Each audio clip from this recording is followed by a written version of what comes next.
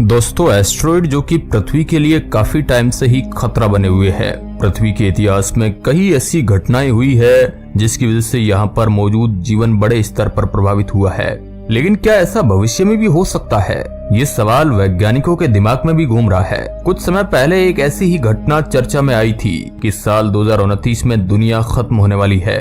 पर आखिर इस बात में कितनी सच्चाई है? क्या सच में कोई बड़ा सा एस्टेरॉयड धरती से टकराने वाला है जिसकी वजह से यहाँ का सारा जीवन खत्म हो जाएगा, या फिर ये सारी बातें फिजूल की है? आज आपको इस एस्टेरॉयड और उससे जुड़े हुए खतरों के बारे में सारा सच जानेंगे, तो इसलिए इस वीडियो के एंड तक बने रहना। हेलो एंड नमस्कार। मंडराता रहता है, कभी सुनामी के रूप में तो कभी किसी घातक बीमारी के रूप में, लेकिन इस बार ये खतरा आसमान से आ रहा है, एक उल्का पिंड के तौर पर। इस उल्का पिंड का नाम अपोफिस है। कहा जा रहा है कि 13 अप्रैल 2029 को ये जो उल्का पिंड है ये हमारी पृथ्वी से आकर टकरा सकता है, जो कि बहुत ही ज्यादा घातक होगा। ये बिल्कुल किसी टाइम बॉम्ब की तरह है जो धीरे धीरे फटने की ओर बढ़ता जा रहा है। और अगर ये धरती पर गिरा तो इसका मंजर कैसा होगा, यह जानने से पहले इसके बारे में थोड़ा और जानकारी लेते हैं। और क्या ये वाकई में पृथ्वी से टकराएगा, इसके बारे में भी आपको बताएंगे।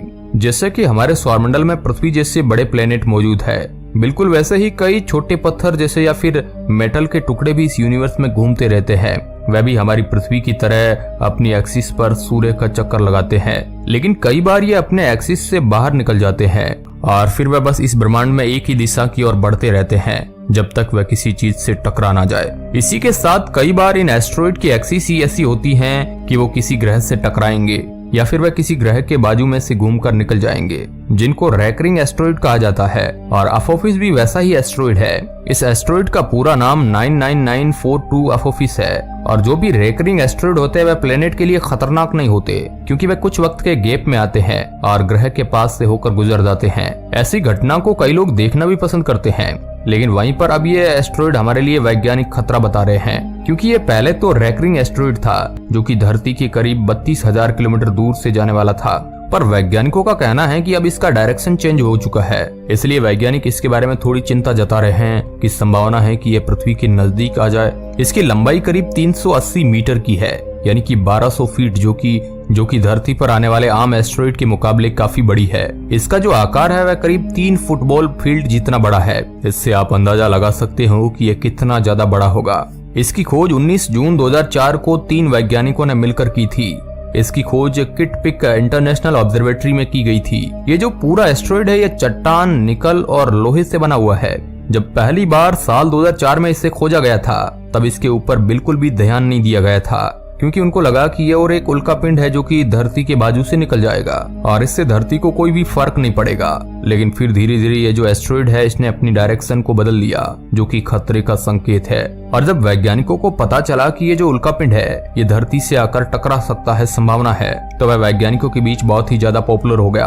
अगर ये धरती से नहीं टकराता तो भी ये पृथ्वी के लिए हर हाल में खतरनाक है। ऐसा क्यों है, इसके बारे में हम आपको बताते हैं। सबसे पहली बात है कि ये इंसानी इतिहास में पहली बार होगा कि हम किसी एस्टेरॉयड को हमारी नंगी आंखों से जाते हुए देख पाएंगे। ये इतना ज्यादा तेज होगा कि 1 घंटे के अंदर कई मील पार कर लेगा। आप भी इसे अपनी खुली आंखों से आसमान में देख पाओगे, क्योंकि ये अफ्रीका से होता हुआ जब अमेरिका की तरफ बढ़ेगा तभी हम भी इसे देख पाएंगे। इसकी रफ्तार चंद्र ग्रहण की रफ्तार से भी ज्यादा तेज होगी। इसी के साथ ये बहुत ही ज्यादा ब्राइट होगा।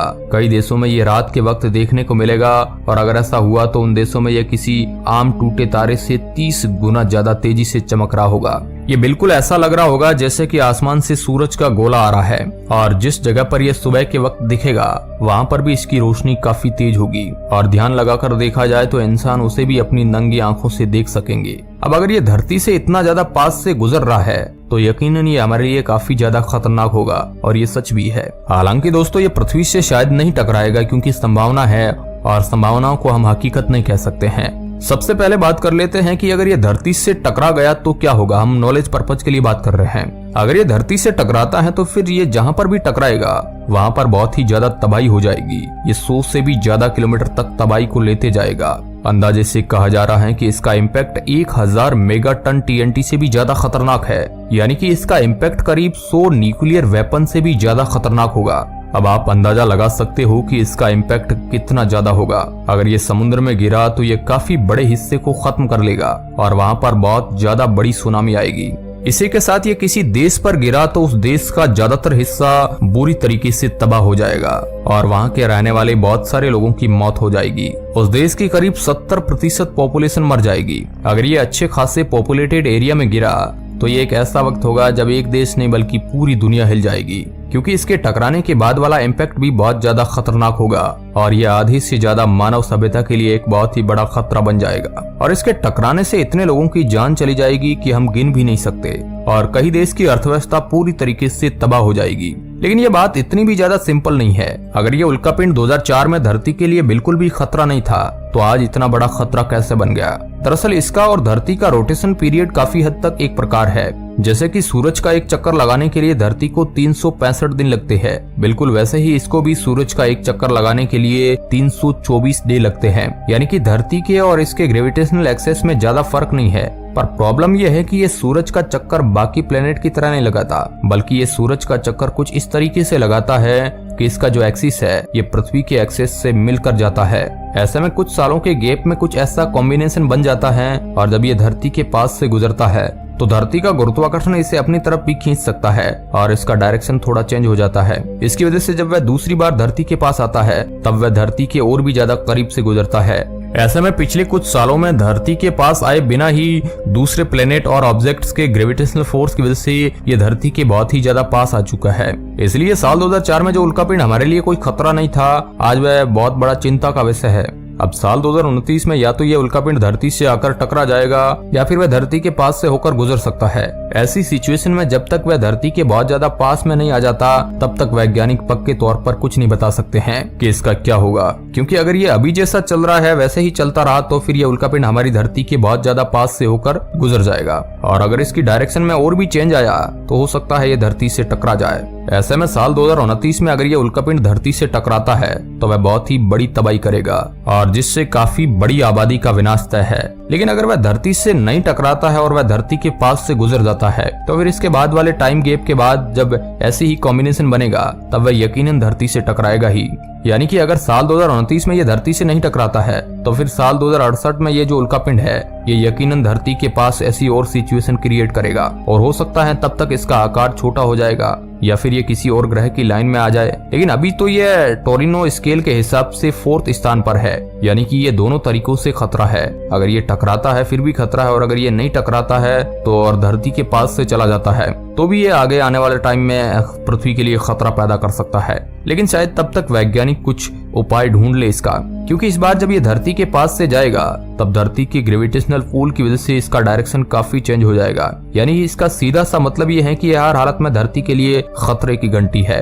ऐसे में आपके दिमाग में एक सवाल तो जरूर आया होगा कि आखिर इसको रोका नहीं जा सकता क्या? तो हम आपको बता दें कि नासा जैसी स्पेस एजेंसी अभी इसके ऊपर लगी हुई है। फिलहाल तो जितनी हमारी टेक्नोलॉजी आगे बढ़ी है उस हिसाब से इसको रोकने के बस कुछ ही विकल्प हमारे सामने है। सबसे पहला है कि किसी सैटेलाइट को इस एस्टेरॉइड से टकराया जा सकता है जिससे इस उल्कापिंड की दिशा बदल जाएगी और दिशा बदलने की वजह से हो सकता है कि हमारी पृथ्वी से थोड़ा दूर चला जाए। लेकिन फिर जब ये अगली बार आएगा तब हो सकता है इसका सीधा निशाना फिर पृथ्वी ही हो।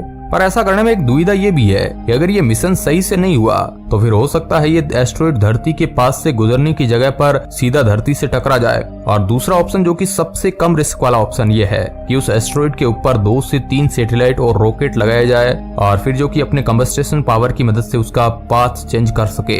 लेकिन ये बिल्कुल भी आसान नहीं होगा। और तीसरा और सबसे खतरनाक ऑप्शन है न्यूक्लियर या फिर हाइड्रोजन बॉम्ब। अगर इसका इस्तेमाल किया जाए तो फिर क्या होगा इसका कोई भरोसा नहीं है, लेकिन ये आखिरी रास्ता होगा।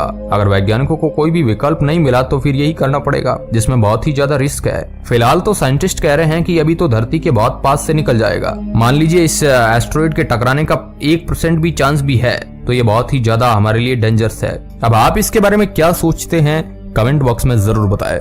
वैसे डरने की जरूरत नहीं है, साइंटिस्ट कुछ ना कुछ इसका उपाय तो ढूंढ ही लेंगे। वीडियो के अंत तक बने रहने के लिए आपका बहुत बहुत धन्यवाद।